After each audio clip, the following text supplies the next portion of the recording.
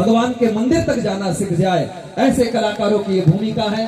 पूरी पूरी रात्रि भर जाग करके हम सब लोगों को यही सिखाते हैं कि हम सभी लोग अपने धर्म पर कटिबद्ध हों, राष्ट्र के लिए कार्य करें। और आज इस धरा पर हम सभी लोग एकत्रित हुए हैं, दूर दराज से बहुत लोग यहाँ पर पहुंचे हैं और इस कार्यक्रम को देख करके हृदय आह्लादित है, मन प्रसन्न है कि प्रथम बार अपने इस उमेद नगर की धरती पर इतनी विशाल जनता एकत्रित हुई। भाई हमारे रामनिवास सिंह मंडा साहब की ये मेहनत है और निस्संदेह एक बात हम सोच सकते हैं कि जो यहाँ विद्यालय खोल करके बहुत सारे बच्चों को तैयार किया और वो पढ़ लिख करके और राष्ट्र के लिए कुछ कर सके। और ये बात सहज सी है कि राजनीति में कम से कम व्यक्ति पढ़ा लिखा तो होना ही चाहिए ताकि उसको पता हो कि कानून क्या है, प्रक्रिया क्या है। इसलिए ऐसे व्यक्ति को आगे आना चाहिए, अवश्य ही आना चाहिए। और रामनिवासी ने कोरोना काल में जो कार्य किया बड़ा सराहनीय है। प्रकाश जी को जानकारी रही होगी, शायद करीब करीब 1 करोड़ रुपए कोरोना काल में लोगों के लिए वितरित किया। इतनी बड़ी एक राशि कोई व्यक्ति उस समय, हर व्यक्ति को लगता था पता नहीं कितने समय तक ये कारवा चलेगा जिसके कारण लोग भूखे रहेंगे, प्यासे रहेंगे। ऐसे समय में व्यक्ति आकर के साथ में खड़ा होता है, यह हमारे लिए, हमारे देश के लिए गौरव की बात है। और फिर लंबी वायरस नामक की बीमारी आई गायों के लिए, उस समय भी आपने एम्बुलेंस से भेजी जगह जगह के गायें बचनी चाहिए कैसे भी करके।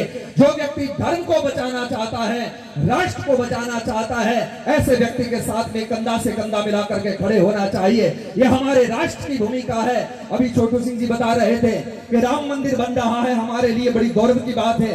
राम मंदिर इतना सस्ता नहीं बन गया है बंधुओं। राम मंदिर बनाने के लिए 4 लाख लोगों ने अपनी जान दी, तब जाकर के राम मंदिर खड़ा हुआ है। इतना सस्ता सौदा नहीं है। उसी राष्ट्र के लिए हम बैठे हैं और चर्चाएं कर रहे हैं। लेकिन कुछ दिन पहले एक नई टिप्पणी आई दक्षिण भारत से, हम सब लोग देख रहे थे, तमिलनाडु से एक मुख्यमंत्री का बेटा बोलता है, उदयनिधि नामक का। वो कहता है कि सनातन धर्म को जड़ से मिटा देना चाहिए। सनातन धर्म तो कोरोना है, सनातन धर्म तो मलेरिया है। ऐसे ऐसे लोग बोल रहे हैं। लेकिन विचार करने की बात यह है कि दक्षिण से तो रावण ने भी एक आवाज ऐसी करी थी, जय विधि त्रासई देश निकासई, जय विधि हो धर्म निर्मूला। बोले धर्म को निर्मूल कर देना चाहिए।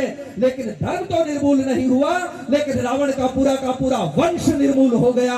और ये वही सनातन है जिसको वर्तमान में मिटाने की बातें कर रहे हैं। ये विचार करने जैसा विषय है बंधुओं।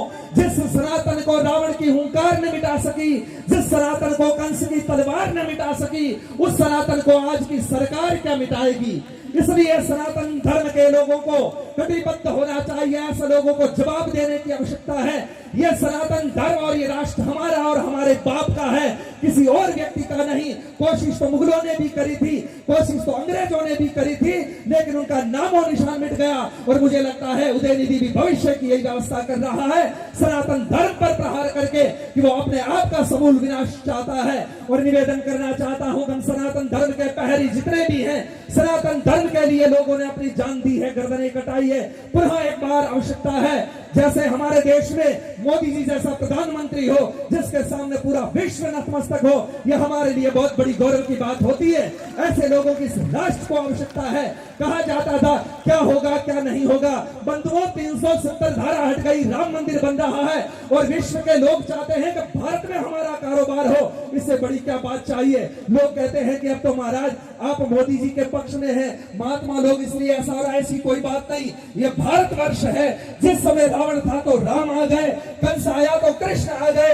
वर्तमान में ऐसी व्यवस्थाएं हुई तो मोदी आ गए। और लोग कहते बाद में क्या कर लोगे, आपका चाय वाला चला जाएगा। तो हमने कहा चाय वाला जाने की तैयारी कर रहा, उससे पहले गाय वाला खड़ा हो रहा है।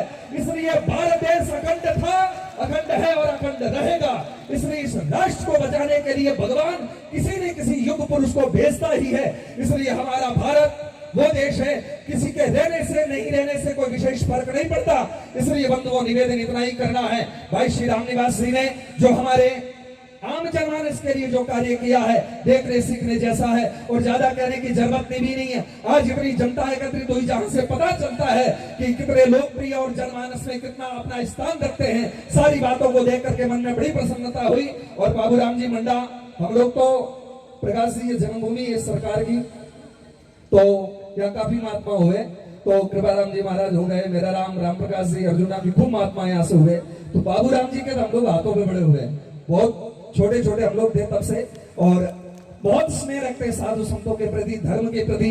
और उन्होंने अपने जीवन में इतना बड़ा संघर्ष किया। देखने सीखने जैसी बात है कि उनके पास में पूरा का पूरा फार्म हाउस था, पूरा बेच करके बच्चों को पढ़ा लिखा करके योग्य बनाया। आज भागीरथ जी और रामनिवास जी उनकी देन है, तो उनको बहुत बहुत बधाई देता हूँ। इस प्रकार के माता पिता होते तभी ऐसी संतान तैयार होती है जो राष्ट्र और धर्म के लिए आगे आती है।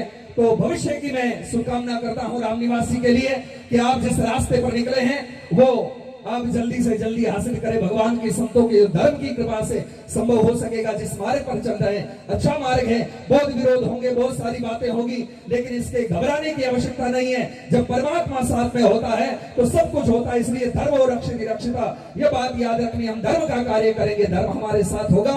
इन शब्दों के साथ आप सभी का पुनः एक बार मंच का आभार व्यक्त करता हूँ। आप सभी लोग भी बहुत दूर दूर से पधारे हैं, आप सभी का भी बहुत बहुत धन्यवाद व्यक्त करता हूँ। बोलिए भारत माता की, भारत माता की, सनातन धर्म